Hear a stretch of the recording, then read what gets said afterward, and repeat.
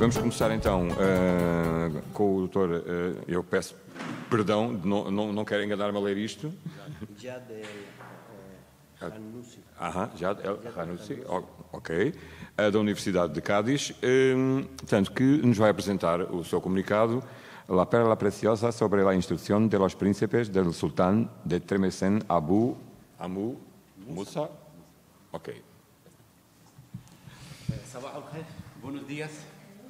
La verdad siento un placer y orgullo poder compartir con vosotros estos días y también esta mesa, aunque antes que nada quisiera expresar mis más sinceras gratitudes a todos los que hicieron posible este simposio y también a los anfitriones con la buena acogida, el buen trato que nos hicieron desde que llegamos aquí. La verdad, muchas gracias. Mi intervención, como podéis mirar, se asienta sus bases sobre el libro de Wasitat Suluk fi Siyasat al-Muluk, es decir, lo equivalente a la traducción española, la perla preciosa sobre la instrucción de los príncipes, del sultán Zayani Abu Hammu Musa.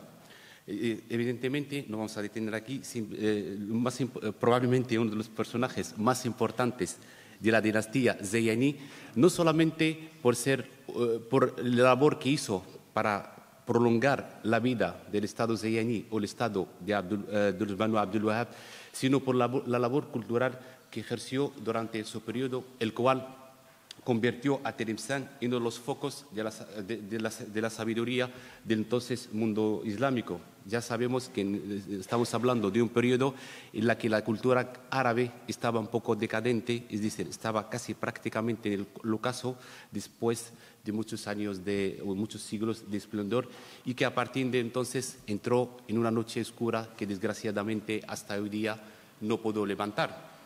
Pero seguramente tenemos mucha fe que todo eso se cambiaría pronto, porque somos un territorio que tiene una cultura milenaria. El libro, como se ve, el libro que es Wasitat Suluk fi Siyasat al-Muluk, se encuadra dentro de la denominada literatura sultánica, es decir, es un tipo que es el equivalente al espejo de los príncipes en la literatura cristiana. Es una literatura que hunde sus raíces en la historia, es decir, hay quien lo relaciona con los soviets de Egipto, es decir, la forma de educación o la forma que educaban a los príncipes egipcios, otros los relacionan con Babilonia, otros con la India, otros con la cultura clásica. Ya sea acierto de unos o de otros, lo cierto que la época árabe vio la luz en el periodo omeya, es decir, estamos hablando de un periodo de mucha trascendencia para la historia árabe musulmana. Estamos hablando de la guerra civil o de la fitna que se produjo a partir de la muerte del califa ortodoxo tercero, que es Usman, y que evidentemente se puede hablar de muchos factores que resultaron claves en todo eso. Uno fue la inmensa expansión o la gran expansión que tuvo la civilización musulmana y la entrada de otros pueblos al Islam que realmente no conocían todo lo que se vivió en la época del profeta. Otra, la invasión o la conquista o la apertura, que cada uno lo llama como sea, de Persia, el cual se generó unos focos de descendencia y ahí, desgraciadamente, hasta hoy día sigue vigente esta choque y rivalidad Persia-árabe, y otro por el estado del bienestar y, por supuesto, los problemas políticos. Entonces, esos umayyas que buscaban legitimidad o buscaban tener cierta legitimidad en la península arábica, se refugiaron en los textos persas que se empezaron a traducir en la primera época, y todos sabemos, y vosotros sabéis mejor que yo, estamos hablando de la época de los Dawawin, y aquí sale la figura de Ibn al-Muqaffa, que fue el padre biológico de toda esa corriente. Entonces, toda esa literatura que posteriormente va a salir en el mundo árabe se va a inspirar mucho en el Muqaffa y otros que van a venir después, que primero fue en el Mashriq y después ha ido trasladando a todo, primero en el Andalus y después en el Magreb, y que desgraciadamente siguió perviviendo en el mundo árabe al menos hasta el siglo XX. Si fijáis, por ejemplo, la escena árabe, veis que prácticamente hay algunos parámetros de gobierno que se citan en estos libros, se siguen practicando a día de hoy en el mundo árabe, tanto las repúblicas como las monarquías, como el sultán o rey Emir de los creyentes, El espejo de Dios en la tierra. Eso que ha hecho siempre que esa literatura no haya despertado mucho interés a la hora de estudiar. Se ha estudiado mucho el patrimonio cultural árabe-musulmán, se ha estudiado la filosofía, las ciencias, pero la filosofía o los textos políticos siempre han sido marginados. Evidentemente las razones sobran. Una, porque siempre se ha relacionado con la tiranía, se ha relacionado con el palacio, se ha centrado solamente en la figura del príncipe, y también una cosa que realmente desgraciadamente se ha marginado un poco la sociedad o los otros componentes de la sociedad musulmana de aquella época. Pero a raíz de los sucesos que vivió la región árabe a partir del 2011, ya se empezó a despertar cierto interés cuando surgió el debate cómo debe ser un Estado musulmán, cómo debe ser un Estado islámico, imitar a Occidente o no. Empezó a resaltar cierto interés por estos libros, especialmente a partir del 2011 hasta aquí. Es cuando ya empieza a recurrir a estos textos para ver si hay algo interesante que se puede aplicar a hoy día. Y con nosotros, como sabemos, los principios que trajo el Islam, como decía el filósofo Mohammed Iqbal, se quedaron gérmenes, o como se dice también el filósofo argelino Malik ibn Nabi, que cada civilización tiene una crisis. Y desgraciadamente la crisis de la civilización musulmana ha sido constitucional. Y eso podéis saber, por ejemplo, en el libro de Shahrastani, el Milan al-Nihal, cuando dice al principio del libro que no hay cosa que más se derramó la sangre en la historia de los musulmanes, que fue el tema de la imama, es decir, que el mandato, tanto en la cultura suní como en la cultura chií. Evidentemente no vamos a entrar en profundizar mucho en este tema, y simplemente lo que nos interesa es resaltar un poco la luz sobre esta obra que está siendo hasta cierto punto estudiada, y vocear un poco esos contenidos. Antes empiezo un poco a destacar la figura del autor.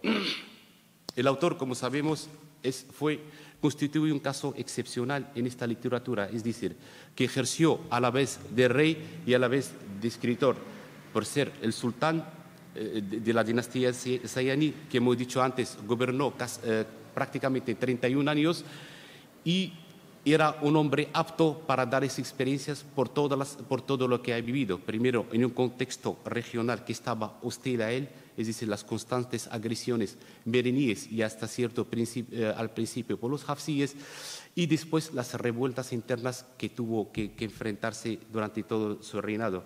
Eso lo ha hecho, todo eso, y a pesar de todas esas dificultades, tanto internas como externas, la verdad que logró lucirse, y todo lo que ha dejado una huella bastante interesante, que algunos historiadores o algunos estudiosos del arabismo, tanto en el mundo árabe como en Occidente,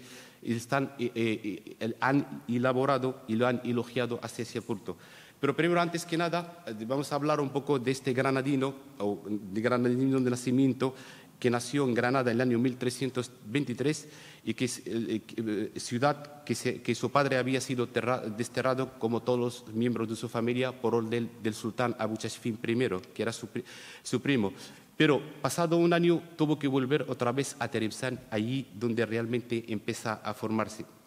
Pero a raíz del ataque merini del sultán Abu Hassan el Merini, fue llevado otra vez a Fez, y allí en Fez, supuestamente, o lo que se comenta, porque hay un debate muy grande entre los historiadores, allí empezó a completar su formación en la Universidad del Cairaván.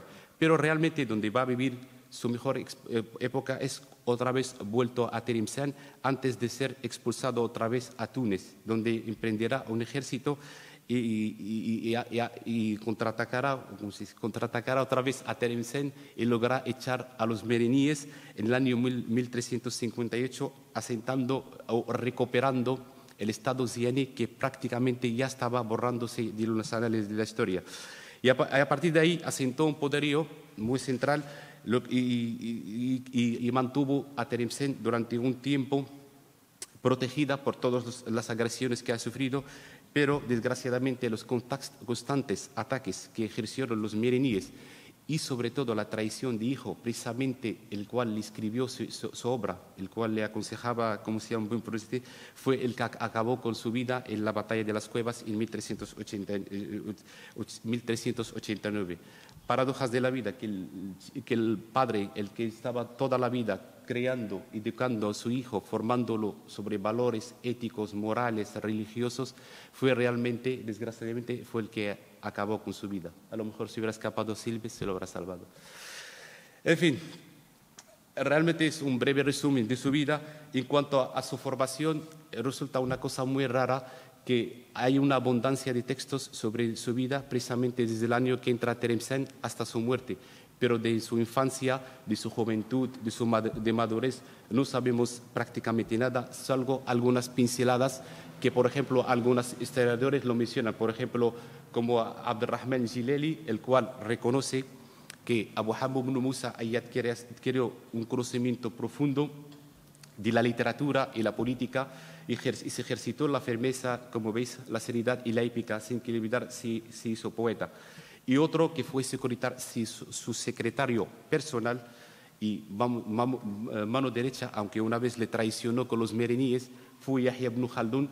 Obtuvo una buena formación y adquirió una profunda sabiduría que abarca todos los ramos del saber. Pero claro, hay otra paradoja. Si vamos, por ejemplo, al historiador Ibn al-Ahmar, el cual reconoce, es un historiador de la época que vivió con los zeníes, reconoce que Abu Hammu durante su estancia en Fez realmente no tuvo ningún contacto ni con los sabios, ni con los maestros, ni nada, simplemente que se dedicaba a colocar huesos dislocados mientras su padre hacía lo propio vendiendo tripas. Ya sea una cosa o la otra, lo cierto es que Abu Hammu, la cultura en su época va a vivir un esplendor sin precedentes debido a la implicación, el ímpetu que impuso este sultán durante su reinado en Tlemcen. Todas las innovaciones científicas, culturales, literarias. En su época, Tlemcen vivió un florecimiento que prácticamente no volvió a tener más, y esto también atestiguan las grandes construcciones que han construido, por ejemplo, mezquitas, escuelas, sobre todo la escuela Cheshufiniya, que son las grandes escuelas que él mismo le dedica, pero aparte de ser un rey y literato, era un poeta, el cual le dedica estos versos y que desgraciadamente el colonialismo francés la destruyó cuando invadió Argelia en 1830, y le dedica estos versos. Pasó lo mismo que hicieron los comunistas cuando cuando gobernaron la soviética. La primera cosa que hicieron, destruyeron la primera universidad que se creó en el Cáucaso, que crearon los musulmanes en finales del siglo VIII, siglo IX. Entonces, él mismo se sentía orgulloso de esa magnífica o magnificencia creación con estos versos que miramos aquí. Mira con tus ojos mi alegría, mi felicidad y la sutileza de mi perfección. Muy buena construcción y aspecto estupendo. Y toma conciencia en lo que ves de mi creación y de la afluencia de mis aguas.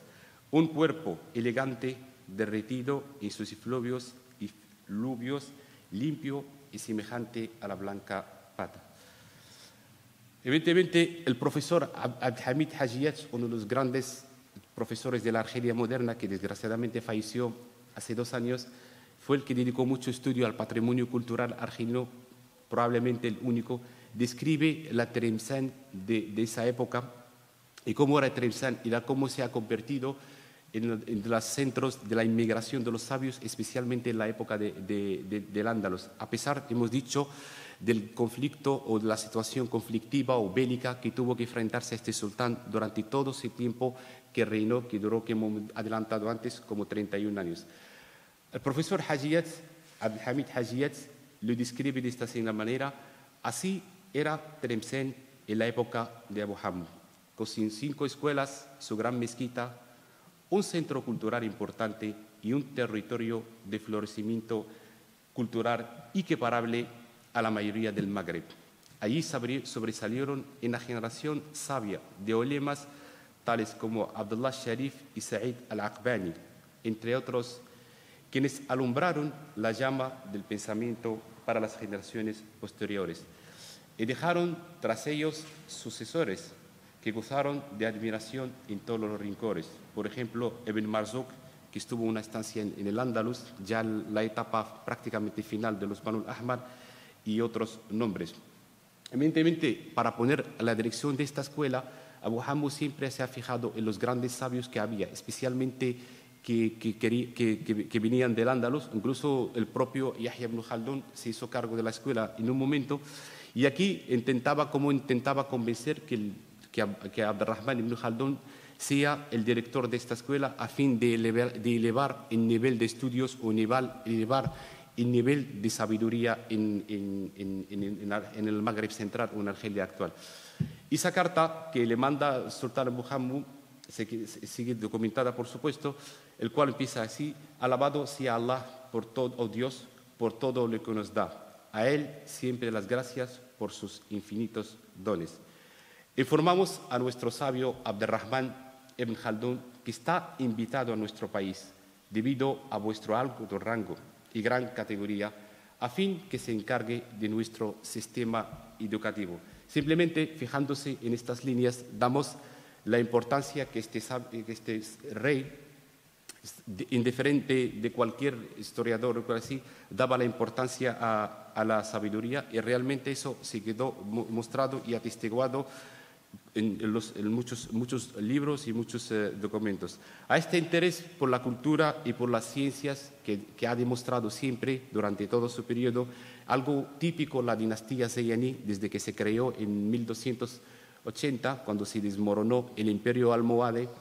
Entonces todos los dirigentes realmente zayaníes, o prácticamente casi todos desde su fundador, Yaqub Mrasen, se centraron mucho en el aspecto cultural. En el aspecto científico, precisamente por una de las razones, es para hacerse frente a todos los retos que lo rodeaban desde las cuatro esquinas. Esta situación ha hecho a que Abu Hammu ha tenido o ha obtenido el reconocimiento global de muchos de los grandes sabios, tanto de aquella época como el de ahora, el de recientes.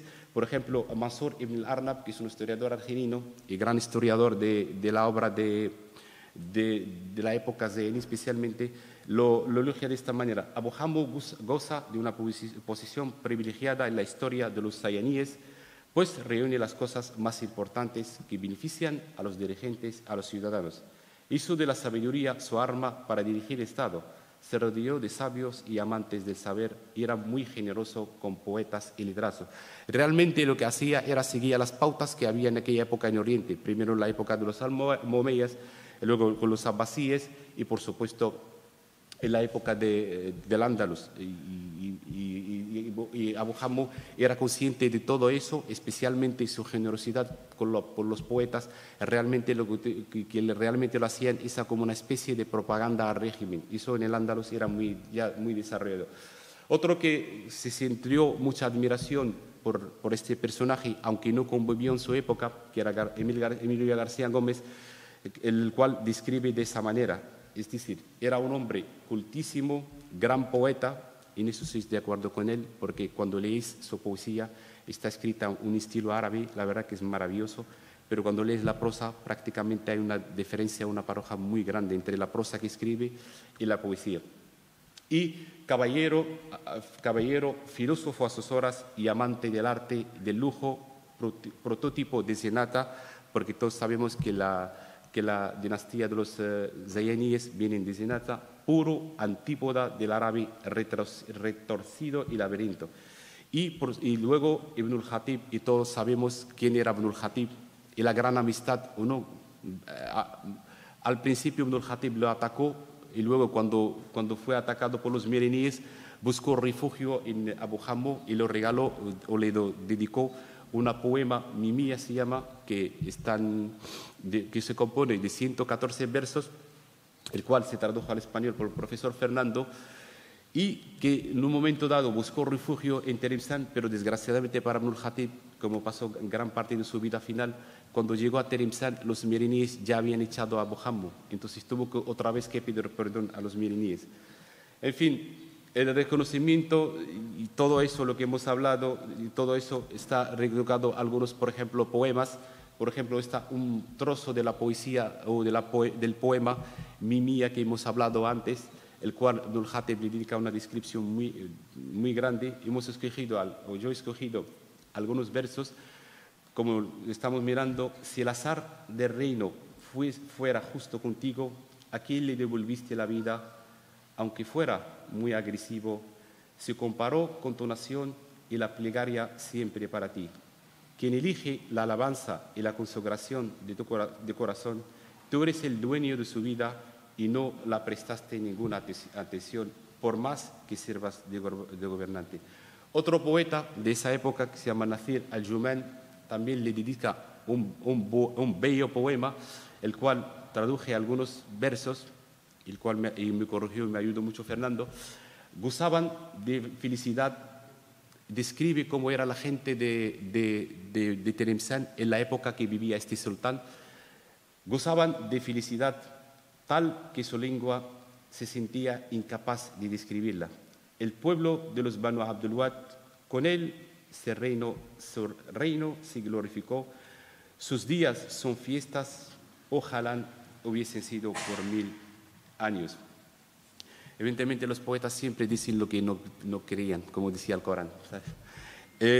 Aparte de eso, la única obra que nos dejó Abu Hammu, que ya nos metemos un poco en su única obra que dejó, herencia, el cual disponemos de muchos códices de ellos, es el libro Wasitas as-Suluk fi Siyasat al-Muluk, que constituye su única producción en prosa. En él, el sultán magrebí le dedica una serie de mensajes y consejos a su hijo Abu Tashfin, lo que hemos mencionado antes y que desgraciadamente fue el que le mató.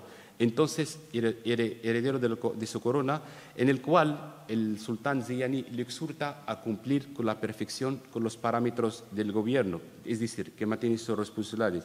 En este libro o esta obra de Abu Hammu dispone de las reglas y valores morales sobre el cual se debe fomentar un gobierno, al menos el gobierno o el gobierno sultánico que él tenía trazado o tenía imaginado en su cabeza, sabiendo o acorde con la época. Estamos hablando de los escritos del siglo XIV y XV. Y Zayani, no solo sultán magrebí, ser gobernante en Zayani requiere poseer cualidades políticas y también poseer cualidades éticas y morales. Es decir, lo que pretendían todos los reyes, bueno, a excepción de unos en la historia, desde la fracción histórica, que empezó con la época de Ali hasta el día, ganar el terreno, ganar la vida terrenal, y ganar la vida celestial, pero que desgraciadamente hasta hoy día han perdido los dos. Bueno, en el libro lo deja muy claro el objetivo del motivo por el cual Abu Hammu se interesa a escribir esta obra. Es decir, tal como lo vemos aquí: haz de él un método que guíe tus teorías y un candil para que te ilumines con él. Por tanto, no es de extrañar que Abu Hammu dotara su libro con recomendaciones sabias y reglas teórico-prácticas de administración referidas a las leyes por medio de los cuales pueden organizar a sus asuntos. Ya hemos dicho al principio que Abu Hammu es un hombre realmente, por todo lo que ha pasado, por las batallas que hizo, era un hombre que llevaba las batallas en persona, era un hombre, la verdad, que era apto para dar ciertos consejos. El libro, sin profundizarse mucho en su análisis o su estudio, se divide en 4 grandes capítulos. Capítulo primero, por ejemplo, observaciones y consejos, aunque lo que más llama la atención para mí es el capítulo de la firasa, la fisiología, que fue algo novedoso en aquella época, y fue el primer sultán o el primer escritor de esta corriente literaria que mencionó la firasa, que otros, por ejemplo, Tortushi o todo eso, no lo habían mencionado antes. Y que, según decía en el libro, Abu Hammu lo cumplía a la perfección, pero prácticamente su vida o muchos acontecimientos que le ha tocado vivir no lo ha cumplido, o prácticamente no tenía ese don de leer los secretos de los demás.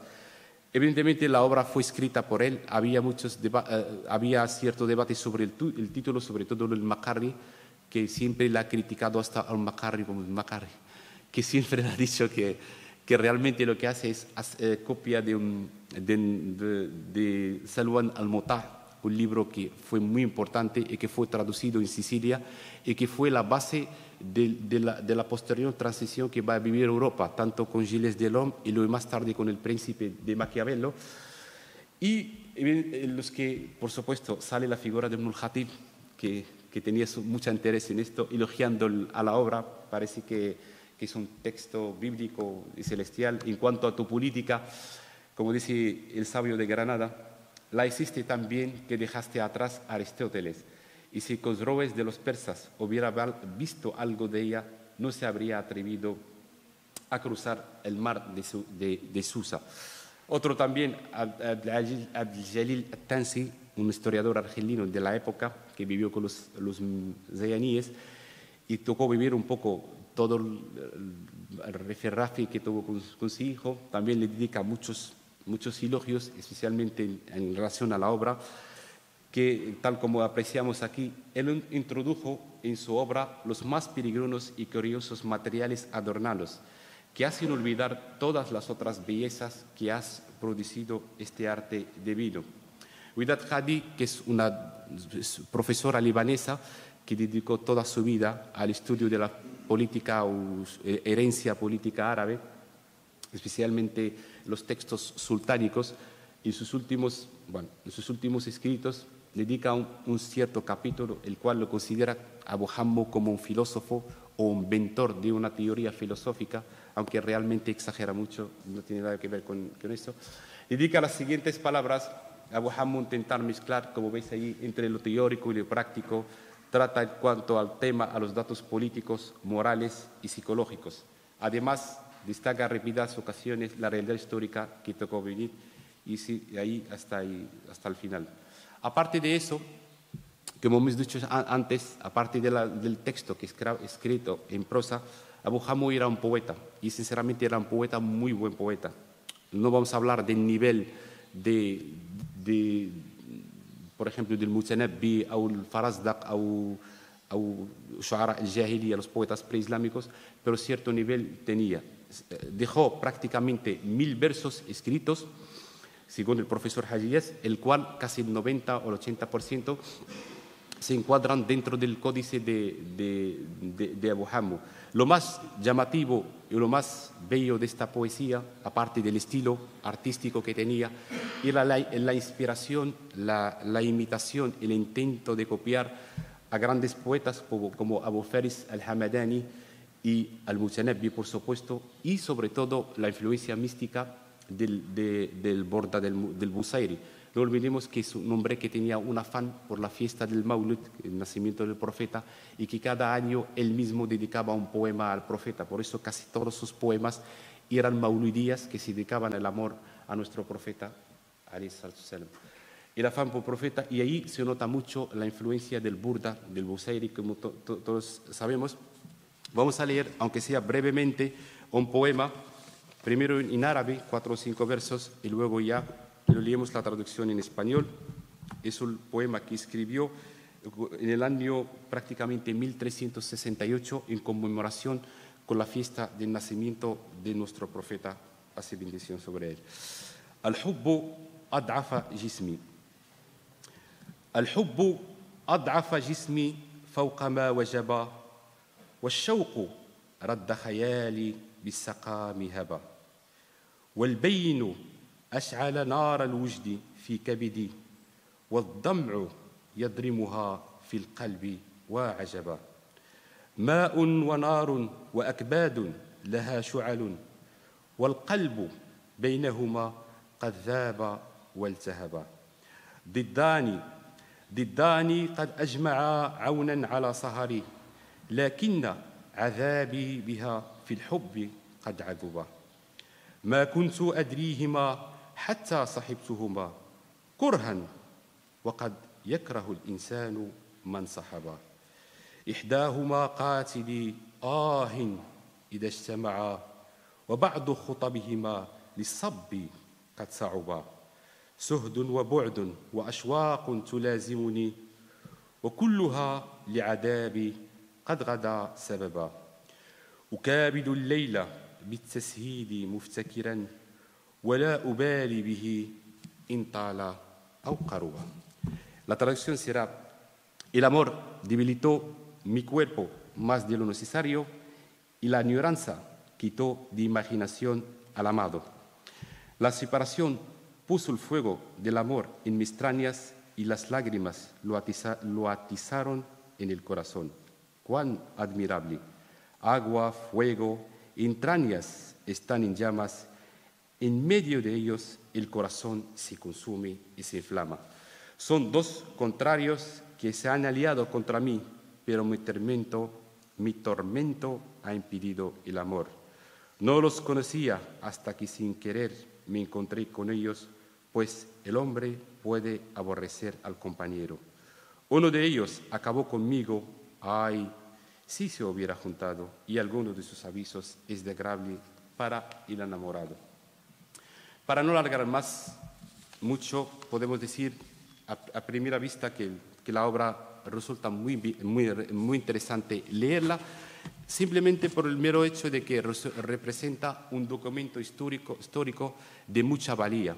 Pero claro, una cosa es leer la novela, el libro, y otra cosa es analizarlo, estudiarlo a profundo. Y como sabemos, la literatura sultánica fue, como decía Ibn Khaldun, o que lo atacó Ibn Khaldun en su momento, simplemente son libros que se repetirán a sí mismos. Vosotros sabéis que Ibn Khaldun atacó mucho a la obra de Tortushi porque considera estas obras que simplemente se repiten efectivamente y que todos los valores éticos y morales que hablan de ellos son cosas que se adquieren de la época beduina.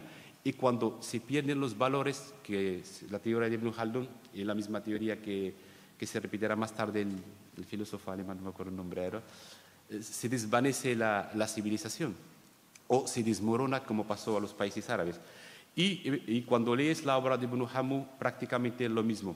Casi el 60 o el 70 o el 80% del libro simplemente son recopilaciones de historias que encontramos, por ejemplo, la obra de Tortushi, que fue una de las grandes obras de la literatura sultánica, otras obras como de Muhammad ibn Abdullah, Siyasat ibn al-Qutaybiyya, y también eso tenía mucho paralelo, o mucho, no sé si haya inspirado, pero realmente cuando comparas como la manera que traza Ibn al-Khatib la figura del visir o el ministro, prácticamente Abu Hammu le sigue aquí en pie de letra, hasta tal punto que hemos dicho antes que el Makarri le considera simplemente un resumen de la obra de Salman al-Muta. En fin, siempre, para no prolongar más, aquí hacemos una pregunta que realmente es la pregunta que nos preocupa mucho en el mundo árabe. ¿Estos libros nos sirven ahora? Si realmente nos sirvieron en su época, ¿cómo va a servirnos para ahora? Especialmente que estamos ya en el umbral del gran cambio que, si Dios quiere, va a vivir el mundo árabe próximamente. Y lo que estamos presenciando no es más que el comienzo de todo eso. Yo tengo fe y lo ha tenido siempre, y estoy seguro que en la próxima década veremos otro mundo árabe distinto y muy desarrollado. Y muchas gracias por su atención.